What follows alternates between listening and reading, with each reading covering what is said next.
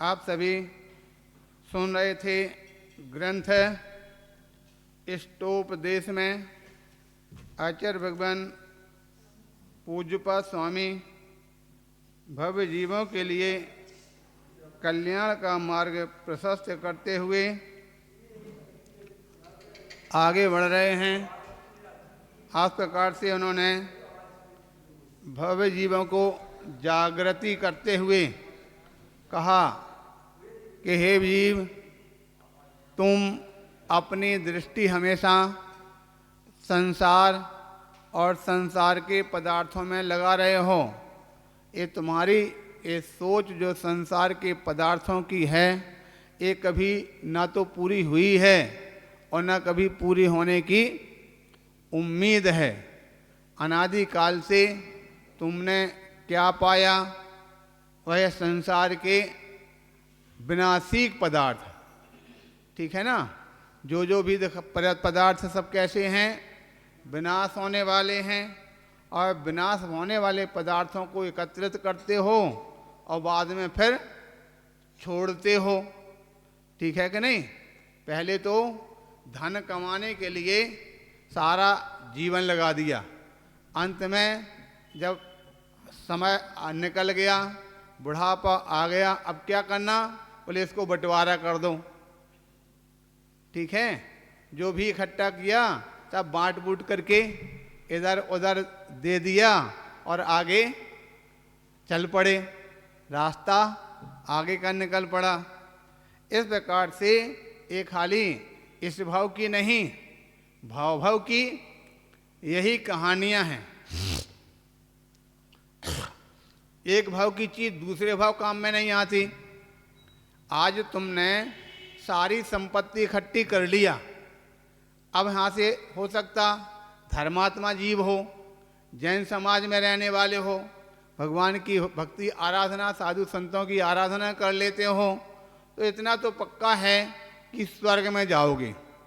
अब स्वर्ग में जब जाओगे तो यहाँ तुमने जो भी इकट्ठा किया, सोना चांदी रुपया पैसा मकान घर सब जो कुछ भी तैयार किया है, ये सब स्वर्ग में ले जाना।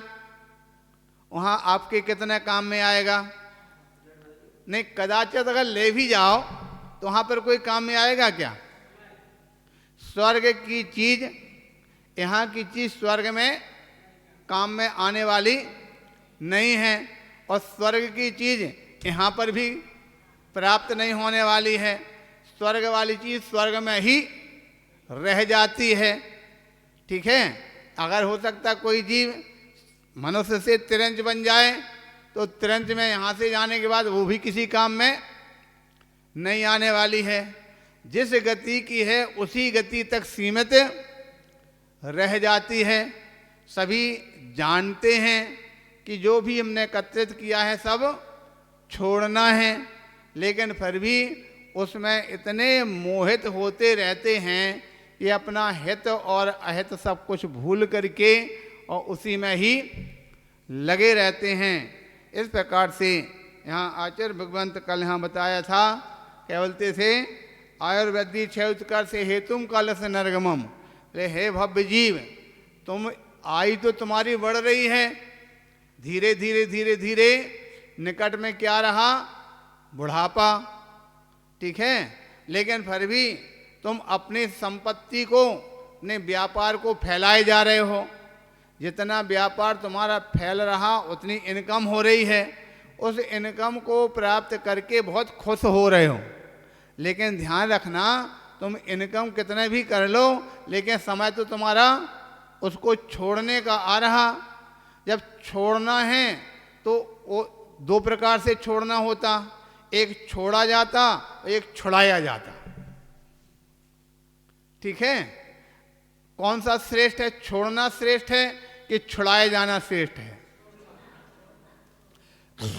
जो छोड़ते हैं उनके लिए, जिसने उस वस्तु को समझ लिया कि वास्तविकता में हमारे काम का नहीं है, उसको जब तक ना छोड़ दें तब तक चैन नहीं पड़ता। और जो छोड़ना नहीं चाहते हैं उनको छुड़ाया जाए तो जी में चिल्लाता। समझ में आया कि नहीं? किसी ने भोजन किया, अब भोजन को कोई छोड़ना नहीं चाहे, अगर उल्टी होने की स्थिति हो, पेट खराब होने लग जाए तो क्या होगा? जी मिचलाता कि नहीं मिचलाता? छोड़ना तो नहीं चाहता है, लेकिन अगर उल्टी हो कितनी आपत्ति होती, कितना यानी पूरा शरीर आकुल व्याकुल हो जाता। किंतु जो छोड़ने की भावना रखता है, पेट का पाचन बढ़िया हो गया, सुबह से जब तक छोड़े ना तब तक बेचैनी होती है। समझ आया कि नहीं आया? तो जिसने उसकी पाचन प्रक्रिया सही हो गई, उसको बगैर छोड़े बेचैनी होती, और पाचन प्रक्रिया नहीं हुई तो उसको जब तक उसका तब तक वो बेचैनी होती है, और छोड़ देता है तो आनंद होता है, आराम लगता है। इस प्रकार से यहाँ कथन किया, हे भव्य जीव, तुम अपने जीवन में सत्य को जानो, इसीलिए श्रावक के लिए कहा। भाई ठीक है, तुमने जिंदगी भर जो इकट्ठा किया करते रहो, अब जैसे ही तुम्हारा समय अब जाने का हो रहा तो वैसे ही उसका निपटारा भी करते चले जाओ। जैसे जैसे इकट्ठा किया वैसे वैसे छोड़ने का भी। इसीलिए जो श्रावक होते ना, उस श्रावक के लिए क्या बोलते हैं, एक व्रत होता है, कौन सा? परिग्रह परमाण, भोगो भोग परिमाण। ठीक है। अब जब तक तुम व्यापार करते थे, कमाते धमाते थे, परिवार चलाते थे, तब तक तुम्हारे लिए सारी चीज़ों की आवश्यकता पड़ती थी। अब तुम्हारा परिवार दूसरों ने संभाल लिया, व्यापार दूसरों ने संभाल लिया, काम धाम दूसरों ने संभाल लिया। अब तुमको क्या चीज़ की ज़रूरत रह गई?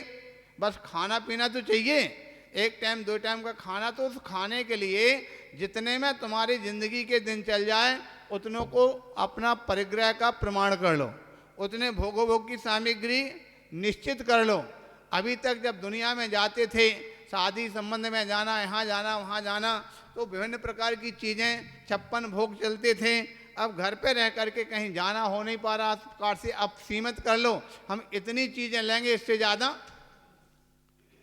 ये तो सभी ने सुना ना, 2 प्रकार के व्रत होते, भोगो भोग और परिग्रह प्रमाण। ये परिग्रह प्रमाण जो का एक बार हमने बताया ना, हम अधिकांश सब हम वहाँ की घटना बोलते हैं। दिल्ली में थे एक भैया हमारे पास आकर के बोले महाराज हम परिग्रह का प्रमाण करना चाहते हैं, कितना कर लेवें?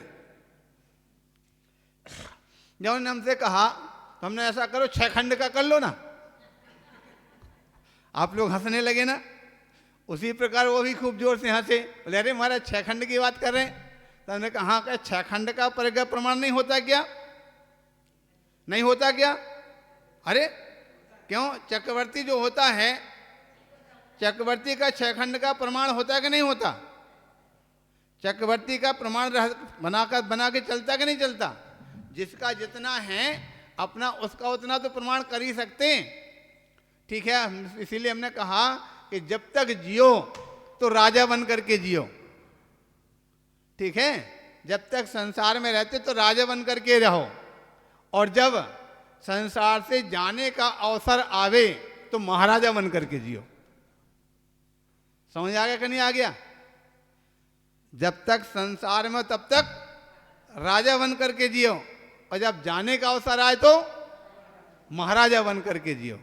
उसमें अटक करके मत रहो। जितने भी चक्रवर्ती राजा महाराजा हुए, पहले तो राजा बन करके जिए और बाद में महाराजा बन गए।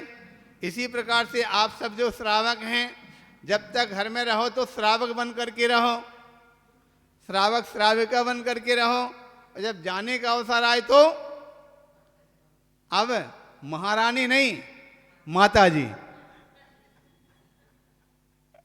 बन करके जियो। ठीक है, इस प्रकार से यहाँ कथन किया गया। अब आगे बताते हैं कि त्याग कौन सा श्रेष्ठ होता। धन कमाया, धन भैया ठीक है, आपने कह दिया कि भाई बुढ़ापा आ गया, आयु बढ़ती जा रही है और धन कमाने की लालसा हो रही, हम उस लालसा को छोड़ रहे, त्याग कर दे रहे।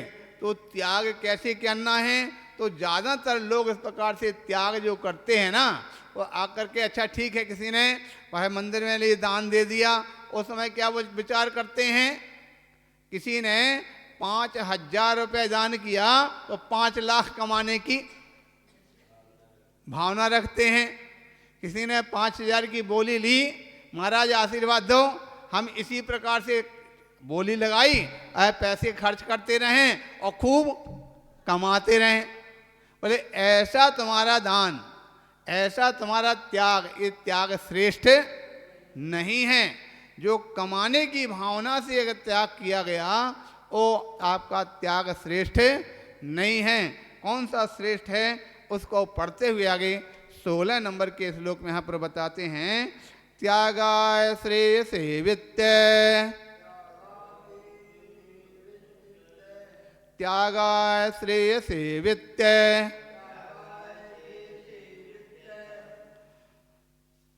मवित्तः संचनोति यः, मवित्तः संचनोति यः, स्वशरीरं सपङ्केन, स्वशरीरं सपङ्केन स्नास्यामीति विलम्पति, स्नास्यामीति स विलम्पति। बन जाएगा पढ़ते? हाँ पढ़ेंगे, सब मिल करके पढ़ो एक साथ। त्यागाय श्रेयसे वित्ते, मवित्ताः संचनोति यः, स्वशरीरं सपङ्केन स्नास्यामीति विलिम्पति। बन गया। इस प्रकार से यहाँ कथन कहते हैं, यह अवित्ता त्यागाय, अर्थात जो निर्धन मनुष्य हैं उनके लिए त्यागाय यानी दान पुण्य करने के लिए वित्तम संचनोति, धन को संग्रहित करना श्रेय से श्रेष्ठ माना गया है। ठीक है, गरीब अगर कोई हैं तो उनके लिए धन इकट्ठा करके दान करने के लिए उनको तो उचित है, किंतु श्रेष्ठ श्रेय से है सह वह मनुष्य स्नास्यामीति।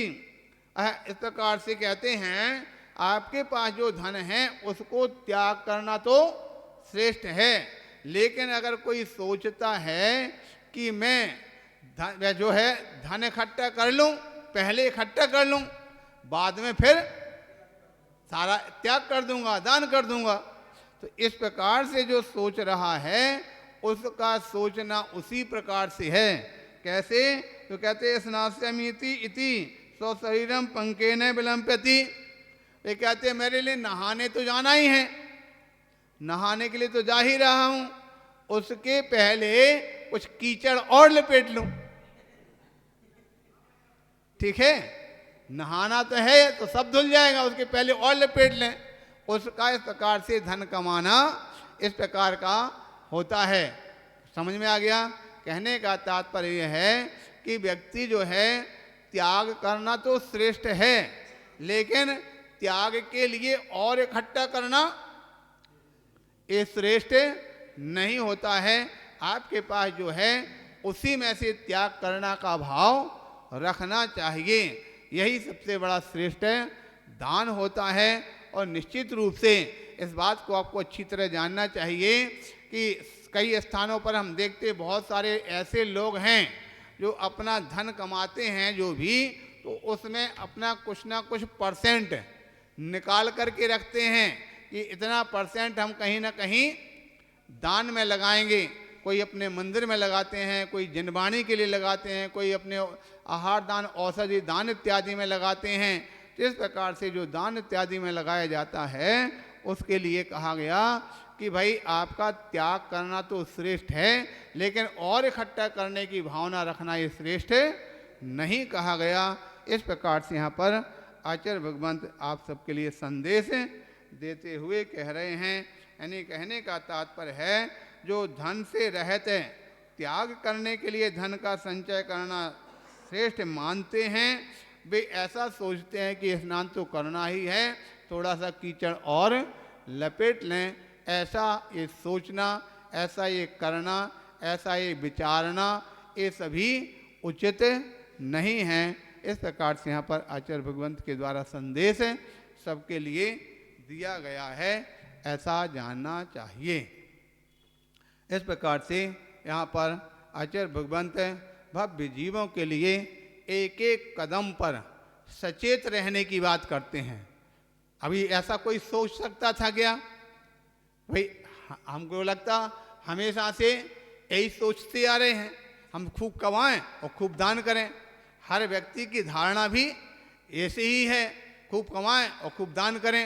हमारे साथ एक बार कोई बता रहे थे कि एक बार कोई महाराज के पास में किसी श्रावक ने चातुर्मास कलश की स्थापना करने की बोली ली, 5-7 लाख 10 लाख रुपए की बोली लगाई। और बोली लगा करके श्रीफल भेंट करने के लिए गुरुजी के पास गए तो गुरुजी ने उस समय उसको पिच्छी उठा करके आशीर्वाद दिया। जब आशीर्वाद दे रहे थे तो उस व्यक्ति ने तुरंत उसी समय बोले गुरुजी हमारे लिए आशीर्वाद दो, हम इसी प्रकार से हमेशा दान करते रहें और सब बाद में फिर बोलते हैं और खूब कमाएं। जब दान करने की बात आई तो महाराज ने हाथ उठा दिया आशीर्वाद के लिए, और जब कमाने की बात आई तो उन्होंने हाथ नीचे कर लिया। बोले भाई हमारा जो आशीर्वाद दान करने के लिए तो है लेकिन कमाने के लिए नहीं है। ठीक है, कमाने के लिए तो आप अपनी दम से कमाओ और दान करने के लिए हम आशीर्वाद देते हैं, क्योंकि हम वजन से, परिग्रह से, भार से दबाना नहीं चाहेंगे, हम तो उठाना चाहेंगे, हल्का बनाना चाहेंगे।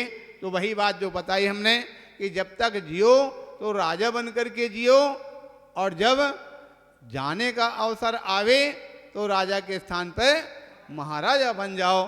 बस महाराजा बन करके अगर बनोगे तो निश्चित रूप से आपका कल्याण हो जाएगा। इस प्रकार की यहाँ पर व्याख्या की गई। स्टोपदेश का कथन इस प्रकार से यहाँ पर समाप्त होता है। बोले 1008 श्री श्रेयांशनाथ भगवान की